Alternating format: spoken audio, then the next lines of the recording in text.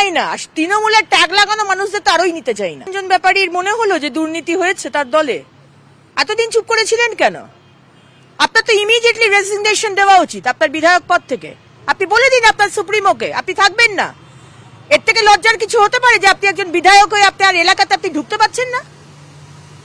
সুতরাং আজকে বাংলার মানুষ জানে যে আপনাদের মধ্যে এই যে ঝগড়া, খুন, মারামারি, এগুলো সব টাকার জন্য।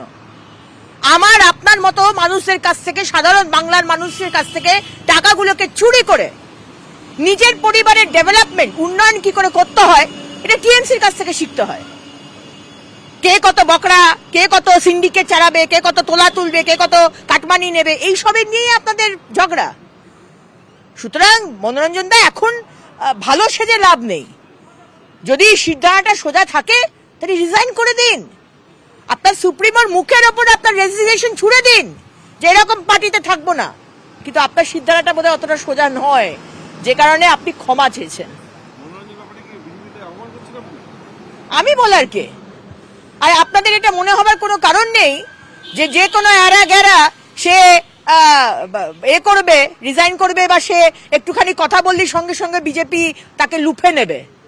আমাদের অত খারাপ অবস্থা নেই। আর আমাদের মাথার উপরে শীর্ষ নেতৃত্ব রয়েছেন। আমি একজন সাধারণ কার্যকর্তা, আমি বলার কে? আমার শীর্ষ নেতৃত্ব যদি মনে করেন তবে তাকে নেওয়া হবে বা না নেওয়া হবে। কিন্তু এরকম ভাবার কোনো কারণ নেই যে মনোরঞ্জন দা একটা দুটো কথা তার, এই তো দেখছেন অবস্থা। কালকে বললেন ঢুকতে পারছেন না, আজকে বলছে আজকে ক্ষমা চাইছেন। এই ধরনের সিদ্ধারা নেই মানুষদের আমরা নিতে চাই না, একেবারেই নিতে চাই না। তৃণমূলের ট্যাগ লাগানো মানুষদের তো আরোই নিতে চাই না। সুজয় কৃষ্ণ ভদ্র নিয়ে যে নানা টানা পড়েন, অবশেষে তার ভয়েস স্যাম্পল নেওয়া হলো, ইডি আদালতকেও তাই জানিয়েছে। সুজয় কৃষ্ণ মানে আমাদের কাকু, কাকুর গলার স্বর, কাকু এখন বলুন কারা কারা ইনভলভ সেগুলো তো বেরোবেই। কিন্তু আমার বক্তব্য হচ্ছে যে যারা এতদিন ধরে এই সুজয় কৃষ্ণর মতো মানুষদেরকে প্রোটেকশন দিয়েছে, সেই হাসপাতাল, পিজি হাসপাতালের ডিরেক্টর, সেখানকার ডাক্তারবাবুরা, সেখানকার আমাদের ওয়েস্ট বেঙ্গল গভর্নমেন্টের আধিকারিকরা, তাদের তদন্ত হোক। যারা একটা ক্রিমিনালকে 4 মাস ধরে আটকে রেখেছিল, প্রোটেকশন দিয়ে রেখেছিল, এবং আরো ক্রিমিনালসরা রয়েছে, তাদেরকে শাস্তি দেওয়া হোক, তাদের তদন্ত হোক এবং তাদের শাস্তি হোক, যাতে ভবিষ্যতে সরকারের তরফ থেকে কোনো আধিকারিক এই সাহস না পায় যে কোনো ক্রিমিনালকে এইভাবে তারা প্রোটেকশন দেবে।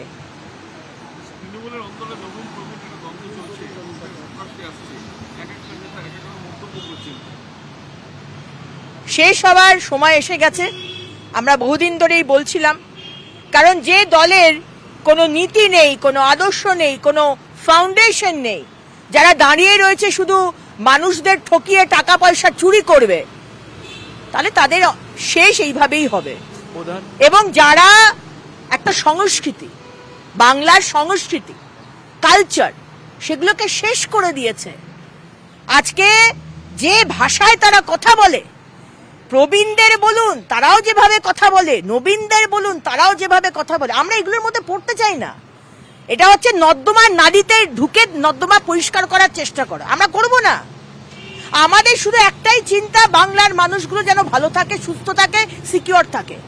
এই দল খুব তাড়াতাড়ি শেষ হতে চলেছে, বাংলার মানুষদের বলবো। আর 3 মাস বাদে লোকসভার ভোট, খুব ভেবে চিন্তে ভোটটা দেবেন। একমাত্র বাংলাকে যদি সারা ভারতবর্ষের মতো এগিয়ে নিয়ে যেতে হয়, তাহলে একটাই মানুষ বাঁচাতে পারবে, সে হচ্ছে নরেন্দ্র মোদীজি, আর একটাই পার্টি, সেটা হচ্ছে ভারতীয় জনতা পার্টি। কোন কোন প্রভাব জোট ভেঙে গেলে, ইন্ডিয়া জোট ভেঙে গেলে সবচেয়ে খুশি হবেন নরেন্দ্র মোদী। কারণ তারপরে মুখ্যমন্ত্রী মমতা বন্দ্যোপাধ্যায় তথা এই রাজ্যের নেত্রী মমতা বন্দ্যোপাধ্যায় তার সেবার জন্যই এই জোটকে ভেঙে দেবে। অধীরবাবু বলেছেন। অধীরবাবু এই যে বড় বড় ডায়লগগুলো মারছেন, হিন্দি সিনেমার ডায়লগ, এগুলো যদি সাহস থাকে অধীরবাবু, আপনি গিয়ে আপনার দিল্লিতে যে সুপ্রিমো বসে রয়েছে তার সামনে গিয়ে বলুন, তার সামনে গিয়ে বলুন যে মমতা ব্যানার্জিকে ইন্ডি জোট থেকে বের করে দেওয়া হোক। আজকে আপনি এই কথাগুলো বলছেন, আর মমতা ব্যানার্জি ইন্ডিজোটের নাম উনি ঠিক করছেন, 31 তারিখের মধ্যে অ্যালায়েন্স কি হবে উনি ডেট ঠিক করছেন, কে প্রধানমন্ত্রী হবে খাড়গে উনি ঠিক করছেন। তা আপনার তো কোনো অস্তিত্বই নেই। আমি বুঝতে পারছি আপনার কষ্টটা, নিজের অস্তিত্বকে একটু রাখার জন্য আপনাকে এই ধরনের ডায়লগগুলো বলতে হচ্ছে, বুঝতে পারছি আমরা, কিন্তু সাহস থাকে না তাহলে একটু গিয়ে রাহুল গান্ধী আর সোনিয়া গান্ধীকে বলুন। অধীর চৌধুরী মমতা বন্দ্যোপাধ্যায়কে বলেছেন যে আপনি মুর্শিদাবাদে আসুন, মালদায় আসুন, দুটো সিট দিয়ে দয়া করতে হবে না। ওটাই তো বলছি, অধীর বাবু এইখানে হাওয়া গরম করার চেষ্টা করছেন। সাহস থাকে তো দিল্লিতে গিয়ে আপনার সুপ্রিমোদের বলুন। আজকে কংগ্রেস আর তৃণমূল যে এক, আপনাদের যে এই প্রেম, গভীর প্রেম, এই শুধু এখনকার নয়, বহুদিনের। কারণ আপনাদের পেট থেকেই তো বেরিয়েছে মমতা ব্যানার্জি। আপনারা সারা ভারতবর্ষে চুরি করেছেন, মমতা ব্যানার্জি পশ্চিমবঙ্গে চুরি করেছে। আপনারা সারা ভারতবর্ষে অ্যাপিসমেন্ট পলিটিক্স করেছেন, তুষ্টিকরণের রাজনীতি, মমতা ব্যানার্জি সেটা পশ্চিমবঙ্গের মধ্যে করছেন। আপনারা যা করেছেন ওনারা তাই করছেন। সুতরাং আপনারা সব এক, এটা আমরা জানি।